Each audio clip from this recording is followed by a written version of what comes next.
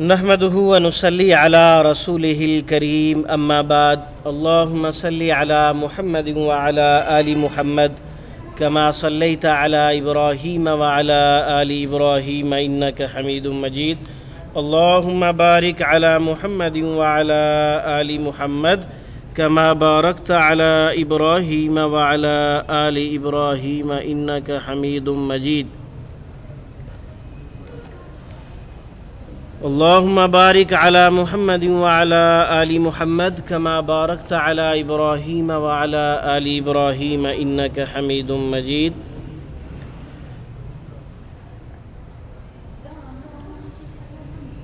آج ہم آپ کے سامنے مواقیت الصلاۃ یعنی نمازوں کے اوقات نبی اکرم صلی اللہ علیہ وآلہ وسلم نے کیا بتلائے ہیں۔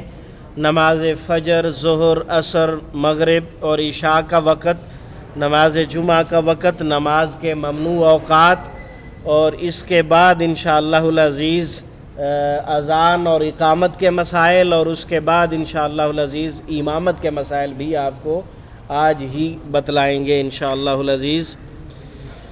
نماز کے وقت کے حوالے سے اللہ سبحانہ و تعالی نے قرآن مجید میں ارشاد فرمایا ہے، ان الصلاۃ کانت علی المؤمنین کتابا موقوتا، کہ نماز مومنوں پر وقت مقررہ پر فرض ہے۔ ایسا نہیں ہے کہ آپ جب چاہیں جس وقت چاہیں نماز پڑھ لیں اور وہ نماز اللہ کے حضور قبول بھی ہو جائے، تو اس وقت تک نماز قبول نہ ہوگی جب تک وقت پر نہ ہوگی۔ ہمارے ہاں پنجابی میں کہتے ہیں ویلے دی نماز تے کویلے دیاں ٹکراں۔ اس کا مطلب یہ ہوتا ہے کہ اگر آپ نے نماز ٹائم پر پڑھی ہے تو باعث اجر و ثواب ہے، اور اگر آپ کی نماز وقت سے لیٹ ہو گئی تو وہ ٹکرے ہی ہیں۔ تو اس کا مطلب یہ ہے کہ نماز کی ادائیگی کے لیے وقت پر پڑھنا انتہائی اہم ہے۔ اس حوالے سے آپ کے سامنے اللہ سبحانہ و تعالیٰ کی کلام سے سورت نمبر 5 آیت نمبر 10 آپ کے سامنے ہے۔ اللہ رب العزت فرماتے ہیں، اللہ وہ ذات ہے جس نے سورج اور چاند کو پیدا کیا، اور سورج کو روشن بنایا، چاند کو نور بنایا، وَقَدَّرَهُ مَنَازِلَ لِتَعْلَمُوا عَدَدَ السِّنِينَ وَالْحِسَابِ، اور یہ چاند کبھی تھوڑا سا چھوٹا، کبھی بڑا، کبھی اس سے بڑا، کبھی چوتھائی حصہ، کبھی آدھا، پھر کم ہونا شروع ہو جاتا ہے 14ویں تاریخ کے بعد، اور پھر مہینے کے اینڈ تک پھر ختم ہو جاتا ہے۔ تو یہ چاند کبھی چھوٹا، کبھی بڑا، کبھی مکمل، اور کبھی پھر الٹا چلنا شروع ہو جاتا ہے۔ تو یہ سارے معاملات رب العزت نے لِتَعْلَمُوا عَدَدَ السِّنِينَ وَالْحِسَابِ، تاکہ تم سالوں کا جو ہے مدت اور مہینوں کی اور اس کے اوقات اور حساب و کتاب کو آپ سمجھ سکو۔ وَمَا اللَّهُ ذَلِكَ إِلَّا بِالْحَقِّ، اور یہ سب رب العزت نے حق کے ساتھ بنایا ہے۔ يُفَصِّلُ الْآيَاتِ لِقَوْمٍ يَعْلَمُونَ، اللہ سبحانہ و تعالیٰ ایسی باتوں کو کھول کھول کے بیان کرتے ہیں علم والوں کے لیے۔ سنن ابو داؤد کے اندر 426 نمبر حدیث ہے، ام فرما بیان کرتی ہیں، رسول اکرم صلی اللہ علیہ وسلم سے سوال کیا گیا، ای الاعمال افضل، کون سا عمل سب سے افضل ہے؟ تو آپ نے فرمایا الصلاۃ فی اول وقتہا، نماز کو اول وقت میں پڑھنا اعمال میں سے سب سے زیادہ افضل عمل ہے۔ تو جب یہ سب سے افضل عمل ہے تو ہمیں اس بات کی فکر ہونی چاہیے کہ ہر نماز کا افضل وقت کون سا ہے۔ نمازوں میں سے فجر اور عصر دو نمازیں ایسی ہیں، فجر اور عصر، جن کا افضل وقت بھی ہے اور عام وقت بھی ہے، اور اس کے علاوہ جو ہے نماز ظہر، مغرب اور عشاء، ان تمام کا کامل وقت ہوتا ہے، اس میں افضل اور عام وقت نہیں ہوتا۔ تو آئیے آپ کو جو ہے نمازوں کے اوقات معلوم کرنے کا ایک سائنٹیفک طریقہ بتلاتے ہیں، اور اس کے بعد جو ہے انشاءاللہ العزیز باقاعدہ احادیث مبارکہ سے نبی علیہ السلام کی زبانی، صحابہ کرام کے عمل سے بھی آپ کو ثابت کر کے دکھائیں گے۔ سب سے پہلے آپ کو یہ معلوم ہونا چاہیے کہ سورج کتنے وقت پر طلوع ہوا اور کتنے وقت پر غروب ہوا۔ جب یہ صورتحال ہوگی تو دن کی مقدار جو ہے وہ آپ کے سامنے آ جائے گی، اسی طرح رات کی مقدار بھی آپ کے سامنے آ جائے گی۔ تو اس مقدار کو معلوم کرنے کے لیے دن کو 4 حصوں میں تقسیم کیا جائے گا اور رات کو 6 حصوں میں تقسیم کیا جائے گا۔ یہ آپ کے سامنے 24 مئی کا وقت ہم نے نکالا ہوا ہے۔ یہ پچھلے سال جو ہم نے یہ تیار کیا تھا تو 24 مئی کے دن اتفاق سے ہم نے یہ بیان کیا تھا، تو اس وقت ہم نے اس کو رینیو نہیں کیا، اسی حساب سے ہی ہے۔ تو غروب آفتاب 6 بج کر جو ہے وہ 58 پر تھا اور طلوع آفتاب وہ 5 بج کر 2 پر تھا۔ 24 مئی کو رات کی مقدار 10 گھنٹے اور دن کی مقدار 14 گھنٹے بنتی ہے۔ اب آپ مزید یہ دیکھیں، آپ کے سامنے باقاعدہ حصے بنا دیے گئے ہیں۔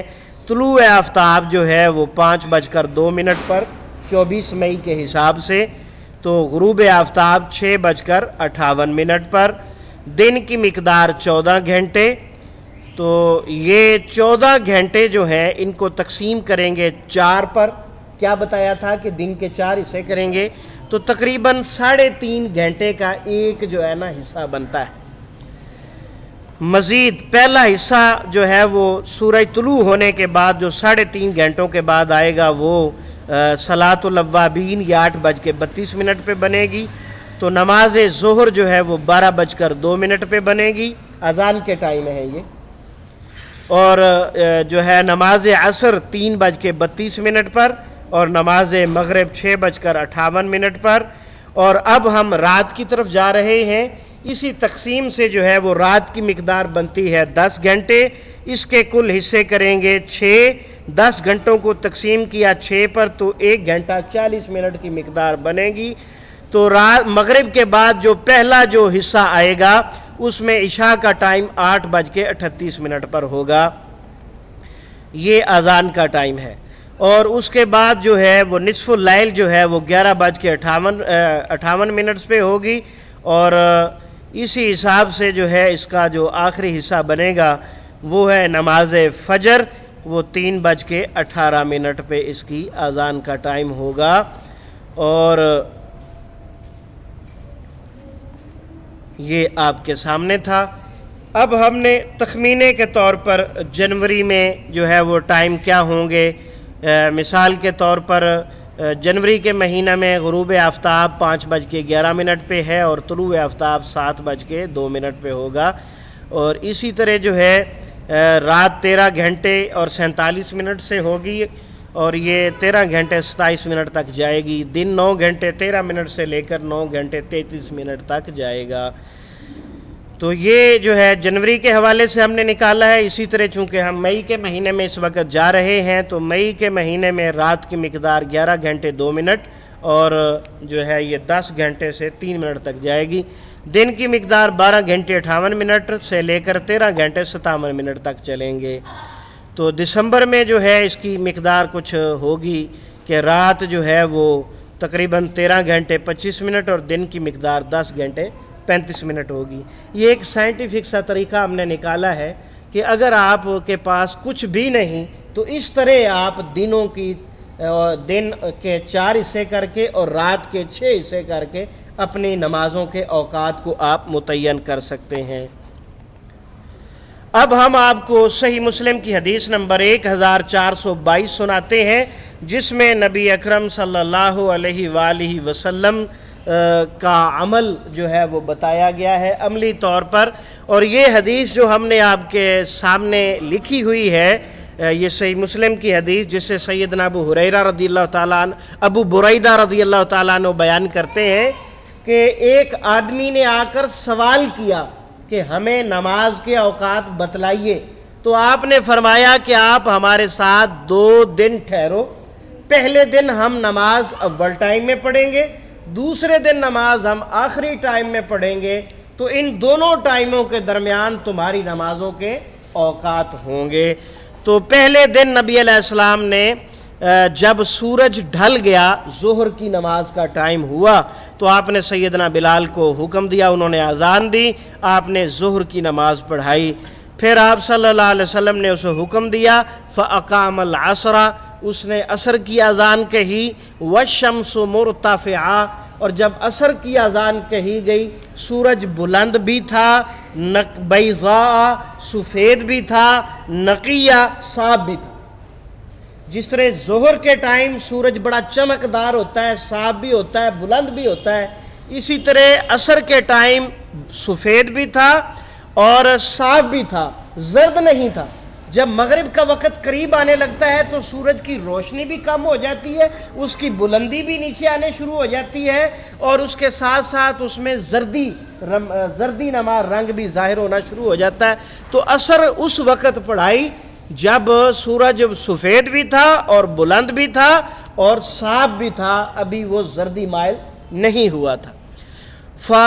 ثم امرہ، پھر آپ صلی اللہ علیہ وسلم نے اسے حکم دیا، اس نے مغرب کی اذان کہی، حین غابت الشمس، جب سورج غروب ہو گیا۔ تو غروب ہونے سے پہلے وہ مکمل جو ہے وہ زرد ہوا کرتا ہے۔ ثم امرہ، پھر آپ صلی اللہ علیہ وسلم نے پھر حکم دیا، اس نے عشاء کی اذان کہی، حین غاب الشفق، جب آسمان کے کناروں پر کھڑی ہوئی زردی غائب ہو گئی۔ مغرب کے بعد آسمان کے کناروں پر زردی پھیل جایا کرتی ہے، جب وہ زردی رنگ جو ہے وہ آسمان کے کناروں سے ختم ہو گیا تو آپ صلی اللہ علیہ وسلم نے اذان عشاء کہنے کا حکم دیا۔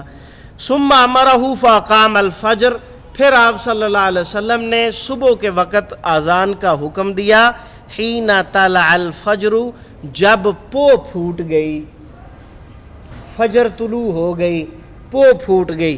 یہ پو جو ہے یہ دو قسم کی پھوٹتی ہے، پہلے ایک صبح دو قسم کی ہوتی ہے، ایک کا نام صبح صادق ہے اور ایک کا نام صبح کاذب ہے۔ پہلے صبح کاذب ہوتی ہے، مشرق سے مغرب کی طرف ایک لمبی لائن سی جو ہے وہ روشنی کی پھوٹتی ہے، جیسے آپ دن کے ٹائم آسمان پر راکٹ کو دیکھتے ہیں کہ وہ لمبی لائن بنا کے نکل رہا ہوتا ہے، اس کے پیچھے دھوئیں کی ایک لمبی لائن ہوتی ہے جو ہمیں ایک لمبی سی روشنی سمجھ آتی ہے۔ تو اسی طرح صبح کاذب جو ہے فجر کی اذان سے پہلے جو ہے صبح کاذب ہوتی ہے، مشرق سے مغرب کی طرف ایک لمبی لائن روشنی کی پھوٹتی ہے، پھر آہستہ آہستہ وہ روشنی پھیلنا شروع ہوتی ہے، تو اسے کہتے ہیں صبح صادق ہو گئی۔ جب صبح صادق ہوتی ہے تو اس کا وہی ٹائم ہوتا ہے جو رمضان المبارک میں آپ کے روزے کے بند ہونے کا ٹائم ہوتا ہے، یہ صبح صادق کا عین حقیقی ٹائم ہوتا ہے۔ تو یہ آپ صلی اللہ علیہ وسلم نے پہلے دن نماز پڑھائی۔ نماز ظہر سورج ڈھلتے ہی، نماز عصر سورج بلند بھی تھا، سفید بھی تھا اور زردی مائل بھی نہیں تھا، اور مغرب سورج غروب ہوتے ہی، عشاء سرخی جو زردی جو پھیلی ہوتی ہے اس کے غائب ہوتے ہی، اور فجر پو پھوٹتے ہی صبح صادق کے وقت۔ فلما ان کان الیوم الثانی، جب دوسرا دن آیا، پہلے دن تو افضل ٹائم میں اول وقت میں پڑھائی، اب آخری ٹائم بتانا تھا، تو دوسرے دن جو ہے آپ صلی اللہ علیہ وسلم نے حکم دیا سیدنا بلال کو، فأبرد بالظہر، تو انہوں نے ظہر کی نماز کو ٹھنڈا کیا، لیٹ کیا، فأبرد بها فأنعم ان يبرد بها، اور اتنا ٹھنڈا کیا کہ یوں محسوس ہوتا تھا کہ یہ بہت زیادہ ٹھنڈا کر رہا ہے، یعنی لیٹ کر رہا ہے۔ وصلی العصر، اور عصر آپ صلی اللہ علیہ وسلم نے اس وقت پڑھی، والشمس مرتفعہ، کہ سورج جو ہے وہ بلند تھا، اخرہا، آپ نے اس نماز کو لیٹ کیا، فوق الذی کان، اس سے پہلے اس سے زیادہ لیٹ کیا جو آپ نے پہلے دن پڑھی تھی، لیکن اس دوسرے دن بھی اتنا زیادہ لیٹ نہیں کیا کہ سورج زرد ہو جائے، اتنا زیادہ لیٹ نہیں کیا کہ سورج زرد ہو جائے، بلکہ صرف اتنا لیٹ کیا کہ وہ بلند ہی تھا۔ اور مغرب آپ نے جو ہے وہ سورج کی زردی غائب ہونے سے پہلے، یہ جو مغرب کے بعد جو زردی پھیلی ہوئی ہوتی ہے اس کے غائب ہونے سے پہلے آپ نے ادا کر دی۔ اور عشاء کی نماز آپ نے پڑھی ما ذہب ثلث اللیل، جب رات کا تیسرا حصہ ختم ہو گیا، رات کا تیسرا حصہ۔ وصلی الفجر، اور فجر کی نماز آپ صلی اللہ علیہ وسلم نے آخری ٹائم میں پڑھی۔ فاسفر بها، تو دن روشن ہونے والا تھا، یعنی زردی زردی سی صبح کے طلوع ہونے کی زردی جو ہے وہ پھیل رہی تھی۔ ثم قال این السائل، پھر آپ نے فرمایا سوال کرنے والا کہاں ہے نماز کے متعلق؟ تو وہ آگے حاضر ہوا، اس نے کہا میں ہوں یا اللہ کے رسول صلی اللہ علیہ وسلم۔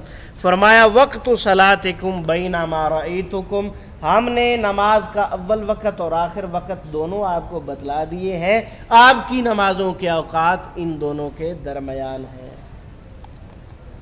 اس کا خلاصہ جو ہے یہ آپ کے سامنے اردو میں لکھا ہوا ہے۔ جب سورج کا زوال ہوا تو آپ صلی اللہ علیہ وسلم نے بلال کو حکم دیا ظہر کی اذان کہی جائے، پھر تکبیر کہنے کا حکم دیا اور نماز پڑھی۔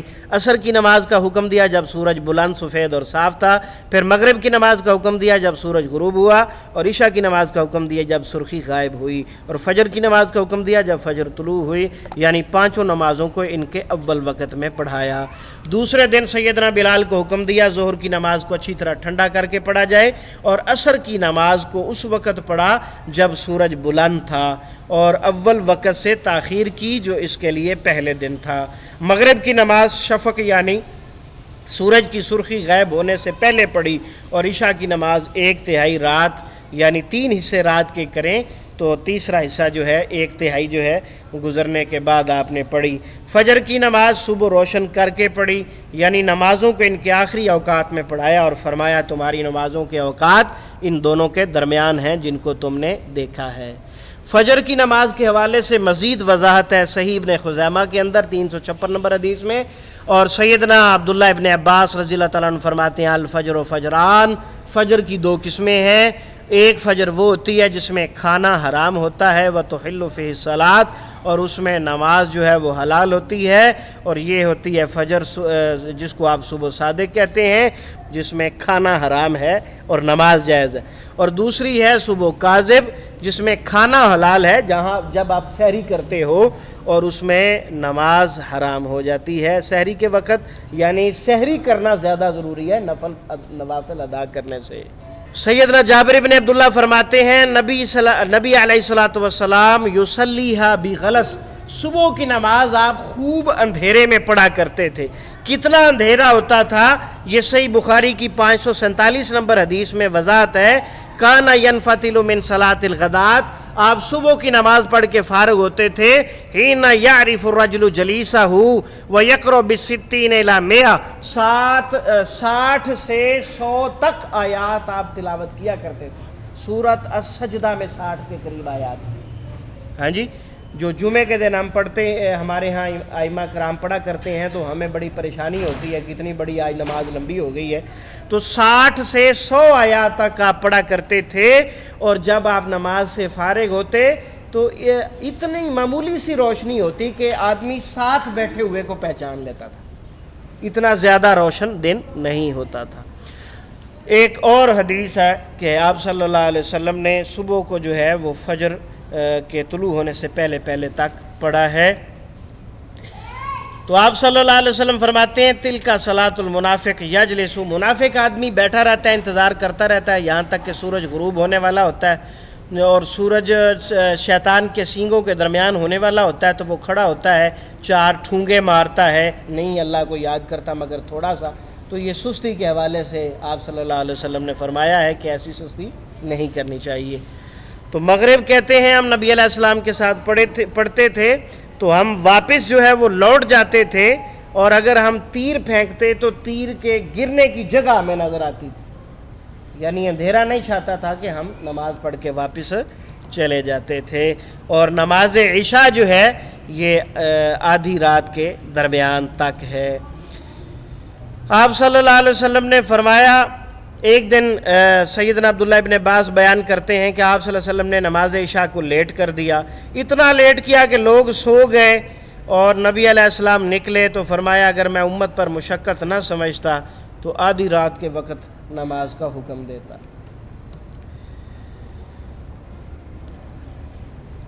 نماز کے ممنوع اوقات، صبح سورج نکلنے والا ہو، دوپہر کو سورج زائل ہونے والا ہو، سورج ڈل رہا ہو، اور مغرب سورج غروب ہو رہا ہو، یہ تینوں اوقات جو ہیں وہ اس میں نماز پڑھنا منع ہے۔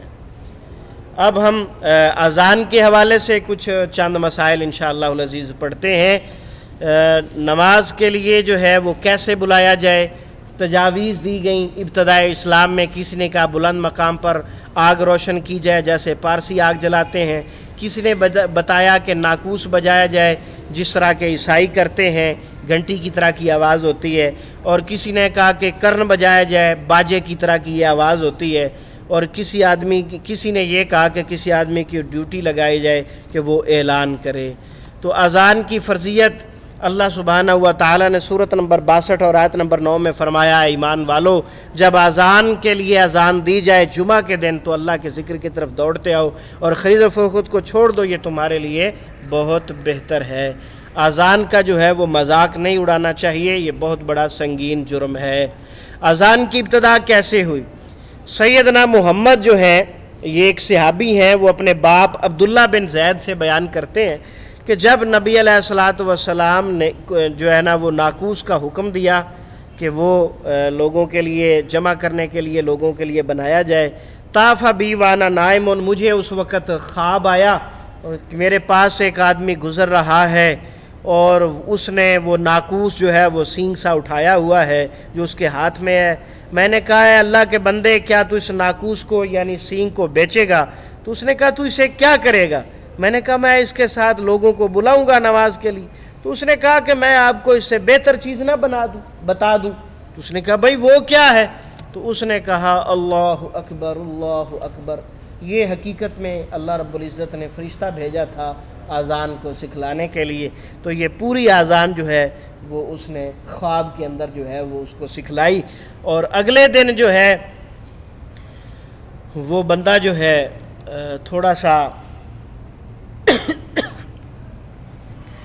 استاخر عنی غیر بعید ثم قال وتقول اذا اقمت الصلاۃ، وہ بندہ تھوڑا سا پیچھے ہٹا جس نے اذان سکھلائی، اور اس نے کہا کہ جب یہ تو تم نے اذان کہی اور جب نماز کا ٹائم ہو جائے تو پھر یہی کلمے تم نے دوبارہ دہرانے ہیں، ڈبل کی بجائے سنگل، اور اس میں قد قامت الصلاۃ کا بھی اضافہ موجود ہے۔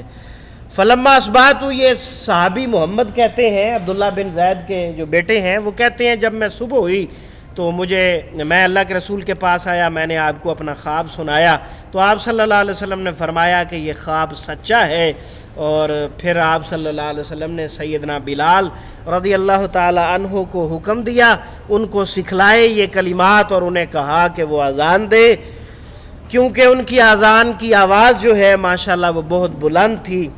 تو یہ کہتے ہیں کہ میں سیدنا بلال کے ساتھ کھڑا ہو گیا، میں اسے کلمات بتاتا تھا اور وہ اونچی آواز میں پڑھتا گیا، اور اس کے بعد سیدنا بلال رضی اللہ تعالی عنہ جو ہیں وہ ساری زندگی اسی طرح اذان دیتے رہے جس طرح آج کل ہم اذان دیتے ہیں۔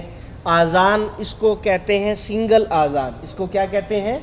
سنگل اذان، جس میں اذان کے کلمے جو ہیں وہ سارے ہی دو دو دفعہ ہیں۔ اور اس کے علاوہ ایک اور اذان ہے جو نبی اکرم صلی اللہ علیہ وسلم نے سیدنا ابو محذورہ کو سکھائی ہے، اور اس میں جو شہادتین کے کلمے ہیں وہ 2 کی بجائے 4 دفعہ ہیں۔ اور اس میں ایک فرق یہ بھی ہے کہ پہلی مرتبہ شہادتین یعنی اشہدو ان لا الہ الا اللہ اور اشہدو ان محمد رسول اللہ، یہ والی جو شہادتین کے کلمات جو 2 دفعہ پہلی دفعہ کہنے ہیں وہ ذرا آہستہ آواز میں ہے، اور پھر جب ان کو دوبارہ دہرانا ہے تو زیادہ بلند آواز سے دہرانا ہے، اس کو اذان ترجیح کہتے ہیں۔ اور یہ اذان سیدنا ابو محذورہ کو آپ صلی اللہ علیہ وسلم نے سکھلائی اور انہیں بیت اللہ کا امام جو ہے وہ مقرر کیا۔ ساری زندگی بیت اللہ میں ڈبل اذان ہوتی رہی ہے، اور ساری زندگی نبی علیہ السلام کی زندگی میں مدینہ میں سنگل اذان ہوتی رہی ہے۔ مکہ میں ڈبل اذان، ڈبل تکبیر ایسے جیسے ہمارے ہاں اذان ہوتی ہے، اور قد قامت الصلاۃ کے کلمات صرف 2 دفعہ، اور سنگل اذان کے ساتھ سنگل تکبیر، ڈبل اذان کے ساتھ ڈبل تکبیر۔ تو ہمارے ہاں جو ہے اذان سنگل اور تکبیر ڈبل چل رہی ہوتی ہے۔ یہ کہاں سے یہ مسئلہ نکلا میری سمجھ میں تو آج تک نہیں آیا۔ بہرحال یہ طریقہ سنت کے خلاف ہے۔ اللہ تعالیٰ ہمیں سمجھ عطا فرمائے، اللہ تعالیٰ ہمیں سنت پر عمل کرنے کی توفیق عطا فرمائے۔ ایک خاص مسئلہ جو فجر کی اذان کے حوالے سے ہے، حی علی الفلاح کے بعد جو ہے وہ آپ نے الصلاۃ خیر من النوم 2 دفعہ کہنا ہے۔ یہ سنن ابو داؤد کی حدیث میں یہ بات موجود ہے۔ تو جس طرح اذان کہنے کا حکم ہے، اسی طرح اذان کا جواب دینے کا حکم بھی ہے کہ جس طرح مؤذن کلمات کہتا جاتا ہے آپ نے اس کے پیچھے پیچھے کہنا ہے، اور اس کے کہنے کے بعد جو ہے جو شخص حی علی الفلاح اور حی علی الصلاح کے جواب میں لا حول ولا قوت الا باللہ کہنا ہے، اور جو شخص اس کو دل سے کہتا ہے وہ جنت میں داخل ہو جائے گا۔ اذان کا جواب دینے کے بعد آپ صلی اللہ علیہ وسلم نے فرمایا ہے کہ جب تم اذان کی آواز سنو، جیسے مؤذن کہتا ہے ویسے ہی کہتے چلے جاؤ، اور حی علی الصلاح اور فلاح کی جگہ پر آپ نے لا حول ولا قوت الا باللہ کہنا ہے، اور جب اذان مکمل ہو جائے تو آپ نے مجھ پر درود پڑھنا ہے، درود ابراہیمی پڑھنا ہے۔ درود پڑھنے کا ٹائم خود رسول صلی اللہ علیہ وسلم نے متعین فرما دیا، وقت مقرر کر دیا کہ اذان کے بعد آپ نے مجھ پر درود پڑھنا ہے، اور اس کے بعد فرمایا جو شخص 1 مرتبہ مجھ پر درود پڑھتا ہے اللہ تعالیٰ اس پر 10 رحمتیں نازل فرماتے ہیں، اور اللہ سے میرے لیے وسیلہ مانگو، کیونکہ یہ وسیلہ جنت میں ایک ایسا مقام ہے جو اللہ نے اپنے بندوں میں سے صرف ایک بندے کے لیے بنایا ہے، اور مجھے امید ہے کہ اللہ وہ مجھے عطا کرنے والے ہیں۔ فمن سأل لی الوسیلہ، جو شخص میرے لیے اللہ سے وسیلہ مانگے گا میں اس کے لیے جنت میں جانے کی سفارش کر دوں گا۔ اور وسیلہ مانگنے کے لیے آپ صلی اللہ علیہ وسلم نے باقاعدہ دعا سکھلائی ہے، اور اس دعا کو ہم آپ کو انشاءاللہ پڑھ کے سناتے ہیں۔ سب سے پہلے آپ نے درود ابراہیمی پڑھنا ہے جو صحیح بخاری کی 3370 نمبر حدیث میں موجود ہے، اور یہی درود آپ فرض نماز میں، نفل نماز میں ادا کیا کرتے ہیں۔ اذان کے بعد کی جو دعا جس میں وسیلہ مانگنے کی ہدایت ہے وہ یہ دعا ہے جو صحیح بخاری کی 614 نمبر حدیث میں موجود ہے۔ جابر بن عبداللہ فرماتے ہیں آپ صلی اللہ علیہ وسلم نے فرمایا جس نے اذان سنی اور اس نے یہ کہا اللہم رب ھذی الدعوۃ التامہ، اے اللہ اس مکمل دعوت کے رب، والصلاۃ القائمہ، اے اللہ اے اس نماز کے قائم کرنے والے کے رب، آتی محمد الوسیلہ، عطا کر محمد صلی اللہ علیہ وسلم کو وسیلہ اور فضیلت، وابعث مقام محمودہ، اور ان کو مقام محمود پر کھڑا فرما جس کا تو نے ان سے وعدہ کیا ہے۔ تو آپ صلی اللہ علیہ وسلم فرماتے ہیں جو شخص یہ دعا پڑھے گا حلت لہو شفاعتی یوم القیامہ، اس کے لیے میری سفارش حلال ہو جائے گی، واجب ہو جائے گی۔ تو اس دعا کے آخر میں بعض جو ہے وہ ایسی حدیثوں کے اندر الفاظ ہیں جن کی سندیں درست نہیں، ضعیف روایات ہیں، والدرجات الرفیہ کے الفاظ بھی ہیں، ورزقنا شفاعتہ یوم القیامہ انک لا تخلف المیعاد، یہ الفاظ بھی ہیں، اس سے مختلف الفاظ بھی ہیں جو کہ صحیح حدیثوں سے ثابت نہیں ہیں۔ جو صحیح حدیث کے الفاظ ہیں وہ آپ کے سامنے ہم نے سرخ رنگ میں لکھے ہوئے ہیں، آپ کو نظر آ رہے ہیں۔ ایک دفعہ میں دہرا دیتا ہوں، اتنے ہی پڑھیں گے تو انشاءاللہ آپ کو جنت ملے گی انشاءاللہ العزیز۔ اللہم رب ھذی الدعوۃ التامۃ والصلاۃ القائمہ آتی محمد الوسیلۃ والفضیلہ وابعثہ مقاما محمودا الذی وعدتہ۔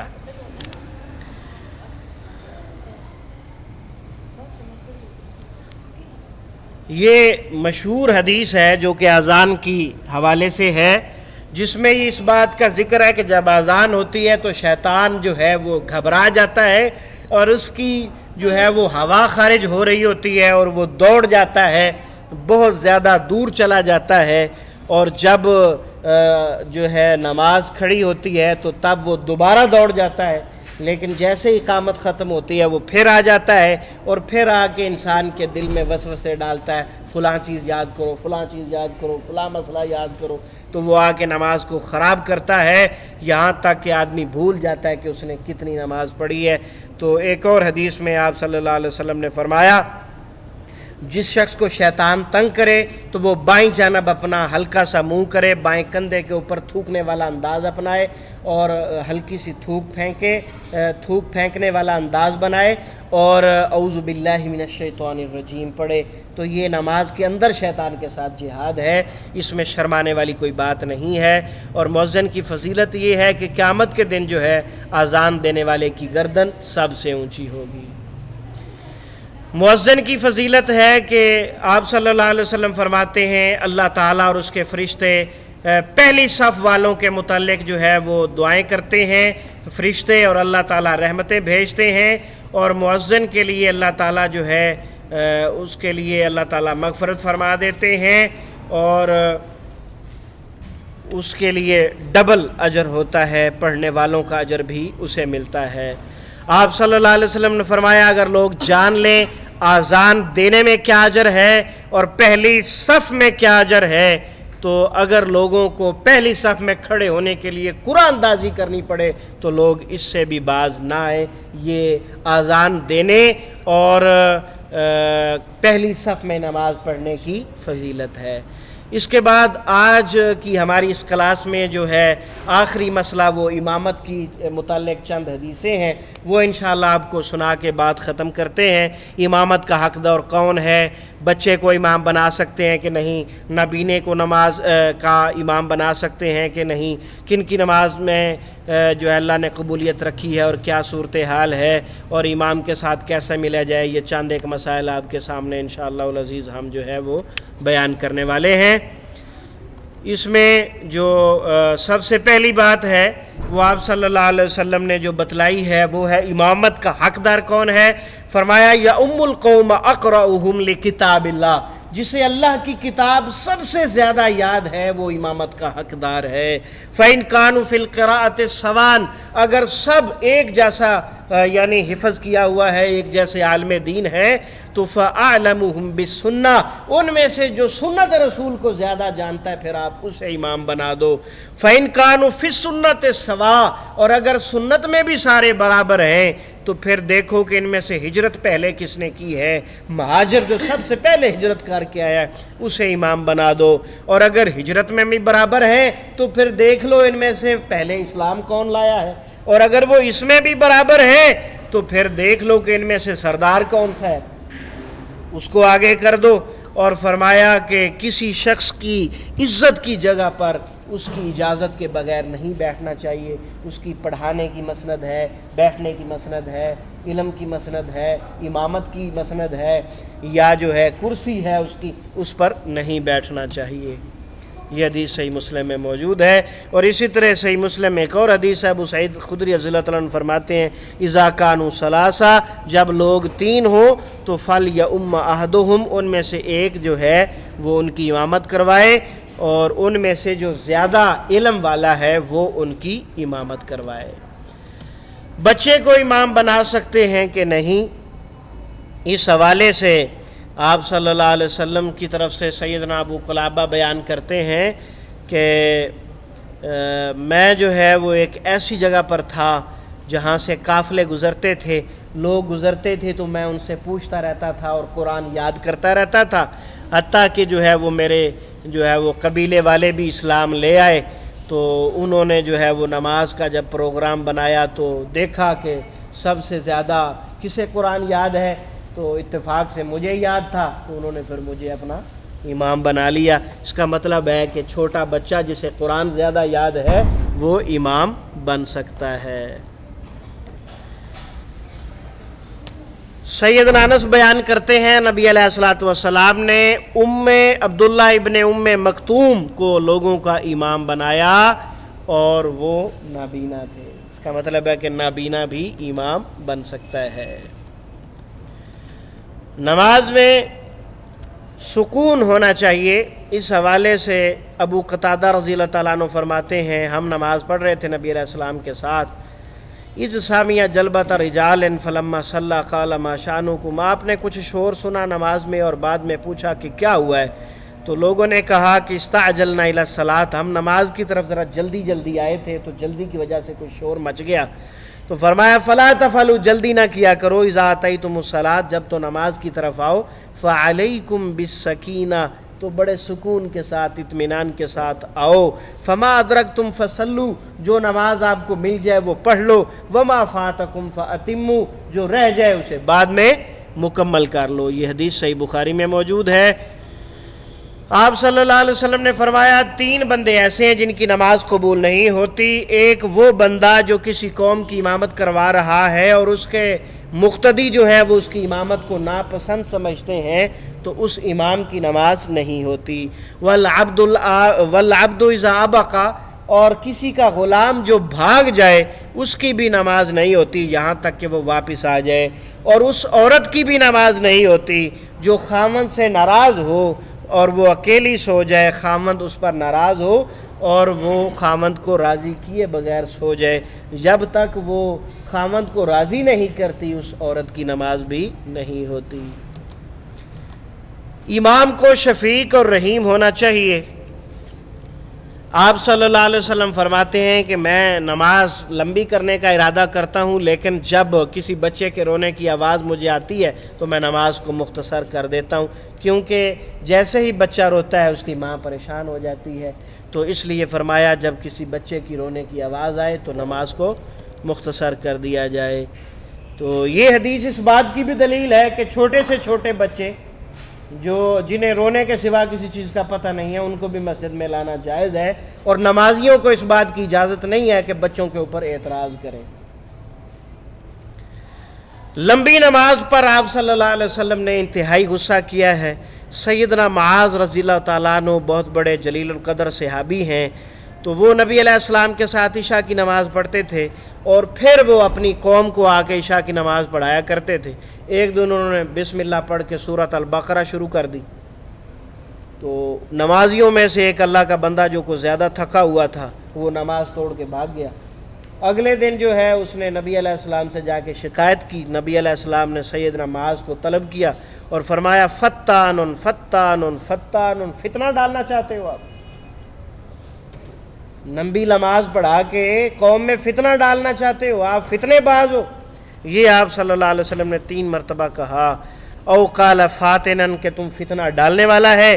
وَأَمَرَهُ بِسُورَتَيْنِ مِنْ أَوْسَطِ الْمُفَصَّل، اور آپ صلی اللہ علیہ وسلم نے سیدنا معاذ کو اوسط مفصل درمیانی صورتیں پڑھنے کا حکم دیا. یہ قرات کے 3 درجے ہیں، آپ کو بتلاتے ہیں کہ کون کون سی صورتیں کس قرات میں آتی ہیں، کس نماز میں کیا پڑھنا چاہیے. اس کی ڈیٹیل اگلی سلائیڈز میں آ رہی ہے انشاءاللہ. یہ آپ دیکھ لیں جہری نمازوں میں پڑھی جانے والی صورتوں کی تفصیل. یہ طوال مفصل، یہ جو ہے سورۃ الحجرات سورت نمبر 49 سے لے کر 85 یعنی سورۃ البروج تک ہے. یہ طوال مفصل ہے جو کہ فجر کی نماز میں پڑھی جائے گی. اور آیت نمبر 86 سورت نمبر 86 سے 98 تک یہ اوساط مفصل ہے. سورت طارق سے البینہ تک، سورت طارق سے البینہ اوساط مفصل ہے. اور 99 سے لے کر جو ہے 114 تک جو ہے زلزال سے الناس تک یہ قصار مفصل ہے جو کہ مغرب کی نماز میں پڑھی جائے گی. اوساط مفصل عشاء کی نماز میں، اور طوال مفصل فجر کی نماز. یہ آپ صلی اللہ علیہ وسلم نے خود تخصیص فرمائی ہے تاکہ جو ہے کوئی امام زیادہ پڑھ کے مقتدیوں کو تنگ نہ کرے. نماز فجر میں طوال مفصل، نماز عشاء میں اوساط مفصل، اور نماز مغرب میں قصار مفصل. جب نماز پڑھائیں تو ہلکی پڑھائیں، یہ آپ صلی اللہ علیہ وسلم کا حکم ہے، کیونکہ نماز پڑھنے والوں میں کمزور بھی ہو سکتا ہے، بیمار بھی ہو سکتا ہے، بڑا بھی ہو سکتا ہے، بوڑھا بھی ہو سکتا ہے. اور جب آپ اکیلے پڑھیں تو جتنی مرضی لمبی کریں. ہم نے اس حدیث کا مفہوم الٹا سمجھ لیا. جب ہم نماز پڑھاتے ہیں تو ہم لمبی کر دیتے ہیں، جب اکیلی پڑھتے ہیں تو ٹھونگے مار کے چلے جاتے ہیں.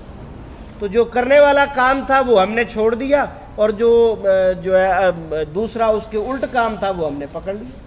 ہماری جو اکیلے کی نمازیں ہوتی ہیں وہ دیکھ کر شرم آتی ہے، اور جو امامت والی ہوتی ہیں ہماری وہ لمبی ہوتی ہیں. اگر کوئی امام 10 سے 12 منٹ کی نماز پڑھاتا ہے تو وہ سنت کے مطابق پڑھا رہا ہے.